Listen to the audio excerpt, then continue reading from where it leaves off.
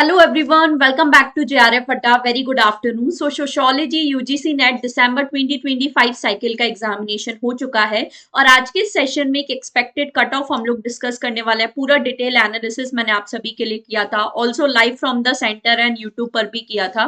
तो सारी चीजें हमने डिस्कस की थी और स्टूडेंट का जो फीडबैक रहा है एग्जामिनेशन का, उसी के बेसिस पे ये जो पूरा कट ऑफ वीडियो है रहने वाला है। तो जरूर से इसे लास्ट तक देखिएगा। चैनल पे फर्स्ट टाइम आए हैं तो सब्सक्राइब कर लीजिए। मेरा नाम है जूही जैन एंड आप सभी के लिए इस चैनल पर मैं लेकर आती हूँ सोशियोलॉजी सब्जेक्ट की classes and also paper one में higher education and communication unit की मैं क्लासेस लेकर आती हूँ। सो इनको आप लोग जरूर से फॉलो कर सकते हैं। जेआरएफ अड्डा हमेशा से ही अपने बेस्ट नंबर ऑफ सिलेक्शंस के लिए जाने जाता है, चाहे वो पेपर वन हो सोशियोलॉजी हो, हमेशा से ही यहाँ पे स्टूडेंट का काफी अच्छा रिजल्ट रहा है। सो अगर आप भी इसमें से एक होना चाहते हो सो बिल्कुल जून 2026 एग्जामिनेशन के लिए जेआरएफ अड्डा के प्रीमियम बैचेस को आप ज्वाइन कर सकते हैं, जिसमें complete live classes, structured study plan, video courses, 1-to-1 counselling, doubt clearing session, comprehensive notes, PYQs, MCQ, सब कुछ आप सभी लोगों को मिलने वाला है। सिल्वर पैकेज अगर आप लेते हो तो इसमें आपको क्लास पीडीएफ मिलते हैं, क्वेश्चन मिलते हैं। बाकी गोल्ड पैकेजेस अगर आप लेते हो तो प्रिंटेड हैंडबुक्स है जो आपके घर पर डिलीवर की जाएंगी और 1-to-1 काउंसलिंग आपको मिलेगी। सो ये जो कोर्स है, अभी मैं आपको स्टूडेंट्स का फीडबैक भी बताऊंगी, काफी अच्छा स्टूडेंट का एक्सपीरियंस रहा है। अब जो लेवल है यूजीसी नेट एग्जामिनेशन का, ऐसा नहीं है कि सिर्फ लास्ट के 10 दिन मैराथन देख लिया हो गया। आपको डिटेल में स्टार्टिंग से ही प्रिपरेशन करनी पड़ेगी। आपकी कंसेप्ट क्लियर होने चाहिए, तभी आप ये जो असर्शन रीजन है, स्टेटमेंट बेस्ड क्वेश्चन है, उनको सॉल्व कर सकते हो।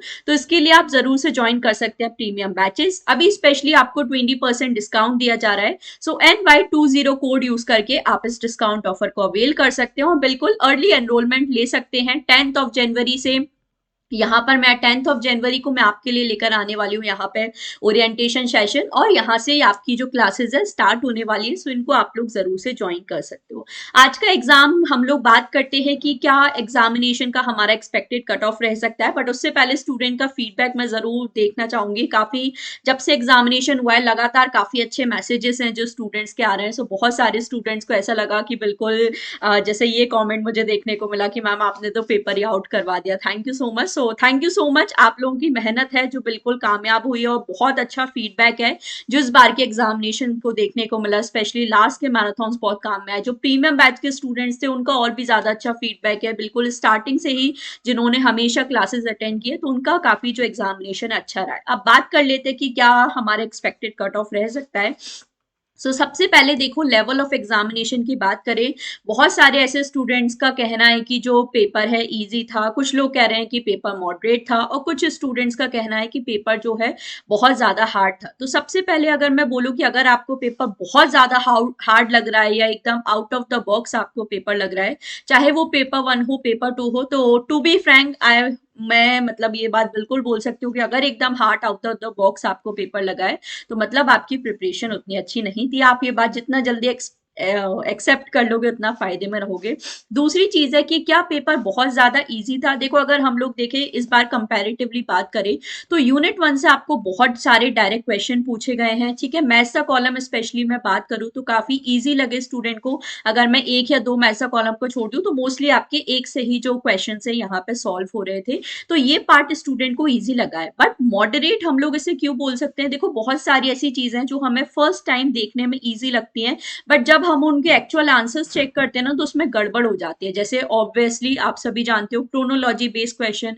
इस बार भी एक दो ऐसे टॉपिक हमें देखने को मिले जो न्यू क्रोनोलॉजी थी, जैसे कि एक transformation of intimacy, Herbert Blumer के social movement related, mass media publication related. तो ये थोड़ी सी टिपिकल चीजें थी हमारे लिए। दूसरी जिसने सबसे ज्यादा स्टूडेंट को परेशान किया है वो है assertion reasoning based question. Last 3-4 examination में हमें बिल्कुल भी नहीं पूछे गए और इस बार रैंडमली बहुत ज्यादा। सोशियोलॉजी पेपर ही में ही अगर मैं बात करूँ तो अराउंड 10 से 15 असर्शन रीजन के क्वेश्चन थे। इसके अलावा पेपर वन में आपके 5 से 6 क्वेश्चन देखने को मिले। तो ये चीजें हैं जो स्टूडेंट को परेशान करते। तो मेरे अकॉर्डिंग पेपर का लेवल में ये नहीं बोल सकती कि 100% ईजी था, बट ऑब्वियसली 100% हार्ड भी नहीं था। तो मॉडरेट लेवल का ये जो पेपर है यहाँ पर रहने वाला है।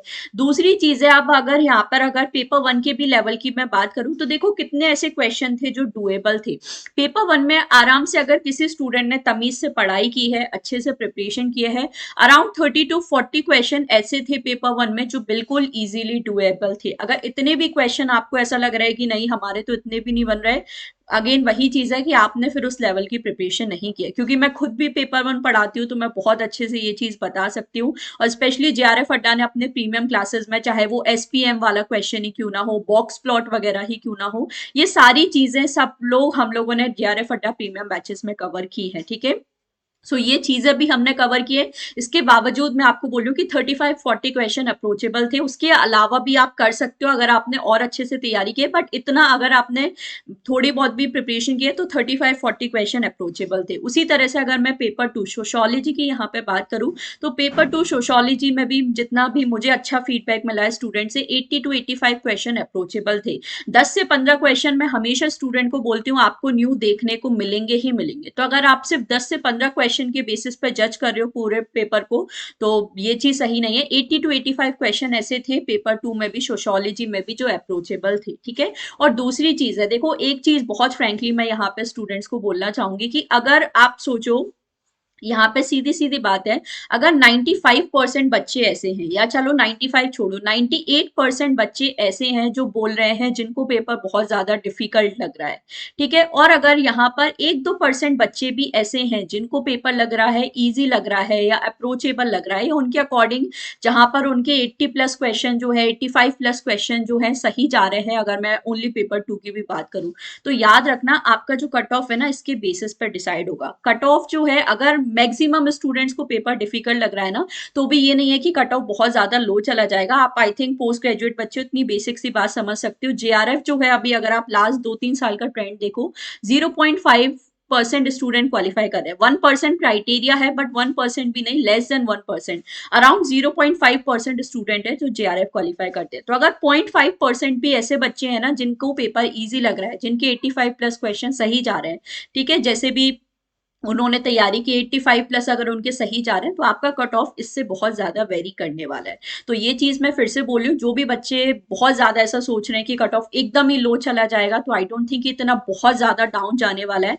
बाकी मेरे अकॉर्डिंग एक्सपेक्टेड कट ऑफ क्या है वो जरूर हम लोग देख लेते हैं, क्योंकि मुझे पता है आप उसी लोगों का वेट कर रहे हो। बहुत सारे बच्चे बोलेंगे मैम बकवास बंद करो, आप तो डायरेक्ट कट ऑफ बताओ। तो ये चीज देखो, अगर हम लोग बात करें तो ये आपका लास्ट 3 एग्जामिनेशन का कट ऑफ है, अगस्त 24, दिसंबर 24 एंड जून 25। अगस्त 24 पेपर जो है बहुत ज्यादा डिफिकल्ट था। अगर एक्चुअली में वाकई सबसे कोई डिफिकल्ट पेपर था तो वो बिल्कुल अगस्त 24 का था। दिसंबर 24 काफी हद तक इजी था, तभी हमारा second highest JRF cut off गया था। हाईएस्ट कट ऑफ जेआरएफ का अभी तक 230 गया है, जो कि था दिसंबर 22 में, और वो बहुत ही ज्यादा इजी पेपर था। जून 25 जो है कट ऑफ आपका जेआरएफ 220 था। जनरल कैटेगरी की अगर बात करूं, नेट की बात करूं तो 192 हमारा था, और अगर मैं पीएचडी ओनली कैटेगरी की बात करूं तो 162। बाकी इसी तरह से आप बाकी कैटेगरीज का भी देख सकते हो।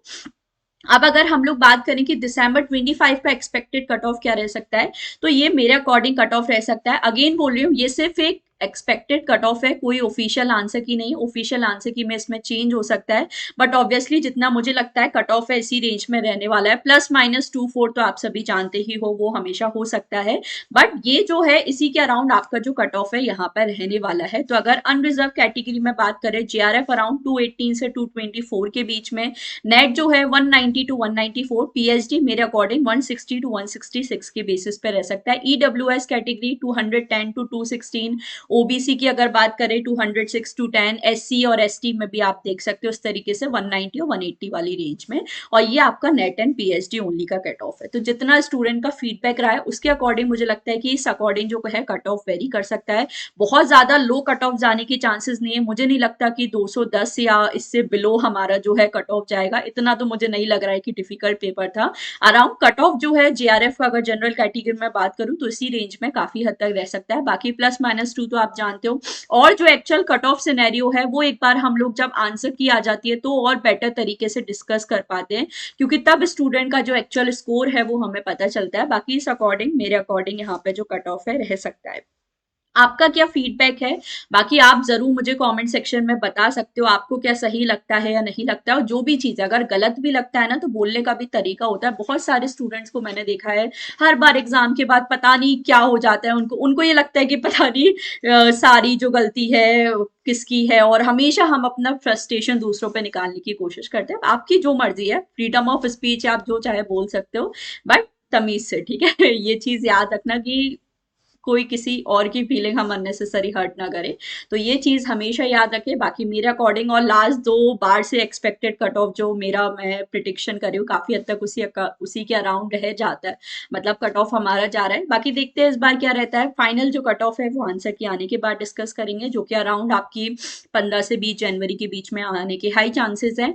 और जो भी प्रीमियम बैच के स्टूडेंट्स हैं, जैसा मैंने बताया कि आप लोग जून के लिए अच्छे से अभी से अपनी तैयारी में लग जाइए, क्योंकि अगर फिर वही लास्ट के 1-2 महीने तैयारी में लगते हो या 10 दिन मैराथन के भरोसे रहते हो, तो हमेशा आपको पेपर डिफिकल्ट ही लगने वाला है। कुछ ऐसे बच्चों के कमेंट्स हैं, मैं इवन नाम लेकर भी बता सकती हूँ, जो हर बार एग्जाम के टाइम पर ही उनके कमेंट्स आते हैं और कट ऑफ और आंसर की के टाइम पे आते हैं कि हमें तो बहुत ज्यादा डिफिकल्ट लगा, क्योंकि बेटा आपने साल भर पढ़ाई नहीं की है, ठीक है? इस जो एग्जामिनेशन का लेवल हो रहा है, आपको साल भर पढ़ना पड़ेगा, तभी आप उस तरीके से इसे क्वालिफाई कर पाओगे। सो बस उसी के लिए बैचेस आपके लिए स्टार्ट होने वाले हैं। सो इनको आप लोग जरूर से ज्वाइन कर सकते हो। बाकी जेआरएफ अड्डा एप्लीकेशन को भी इंस्टॉल कर लीजिए, चैनल को सब्सक्राइब कर लीजिए। 3 PM मेरी रेगुलर क्लासेस का टाइमिंग है। यहाँ पर आप बहुत सारे चीज़ों के बारे में हम लोग बात करने वाले हैं, जैसे गेट एग्जामिनेशन अभी होने वाला है, तो उसके बारे में डिस्कस करेंगे।